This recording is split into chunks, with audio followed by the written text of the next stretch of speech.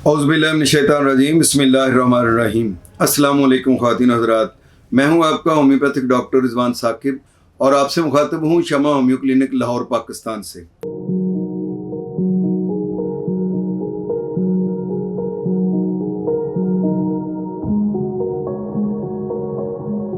आइए आज बात करते हैं कि यूरिक एसिड जब बढ़ जाता है तो कौन सी अलामत पैदा होती हैं और होम्योपैथी में इसका क्या इलाज है।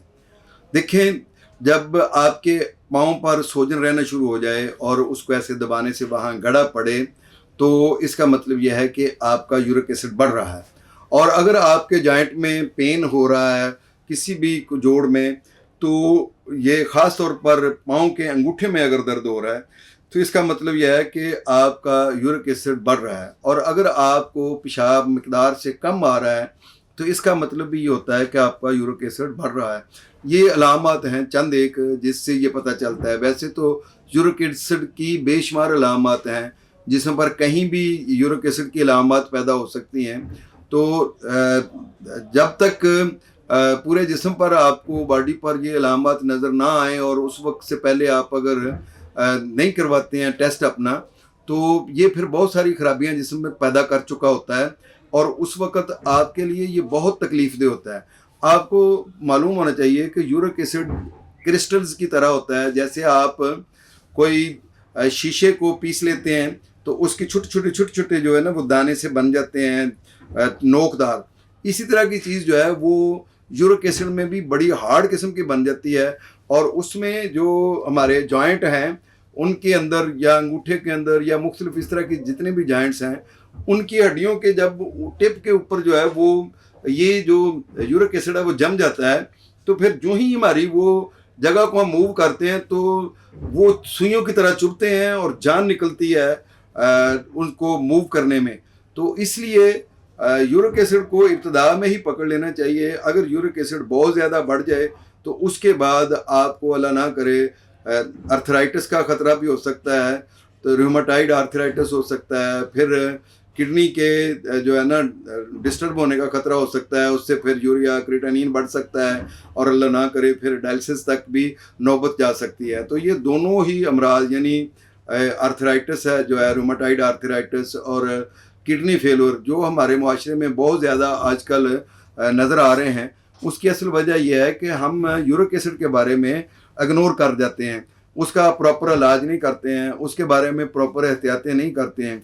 देखें, अगर आपका यूरिक एसिड अपनी नॉर्मल वैल्यू से बढ़ा हुआ है तो सबसे पहले तो काम ये करें कि आप ठंडा पानी पीना छोड़ दें। ये बहुत ज़रूरी है।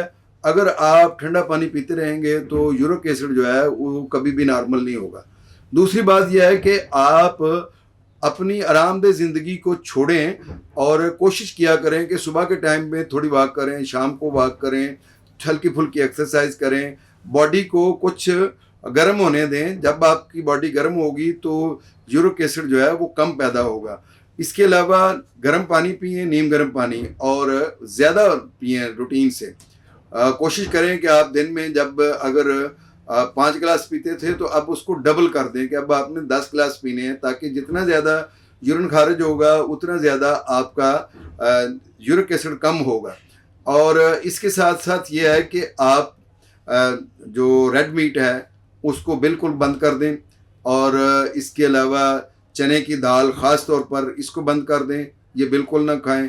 वो चीज़ें जो ज़्यादा देर तक पेट में रहती हैं जैसे मैदा है, बेसन है, और जो चीज़ें शुगर को भी बढ़ाती हैं जैसे चावल हैं, इन चीज़ों को भी आप कम कर दें ताकि आपका यूरिक एसिड जो है वो ज़्यादा ना बढ़े।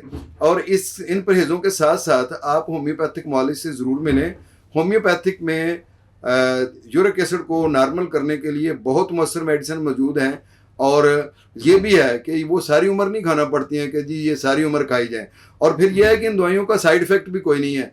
बाज़ तरीका इलाज में ये होता है कि आपको वो दवाइयाँ दे देते हैं जिससे बहुत ज़्यादा पेशाब आता है, जिसकी वजह से फिर किडनी सिकुड़ना शुरू हो जाते हैं और गुर्दों के सिकुड़ने की वजह से फिर और बहुत सारी कॉम्प्लिकेशंस पैदा हो जाती हैं कि जी गुर्दे ने अपना काम करना छोड़ दिया है या गुर्दों ने अपना वर्क जो है वो कम करना शुरू कर दिया है।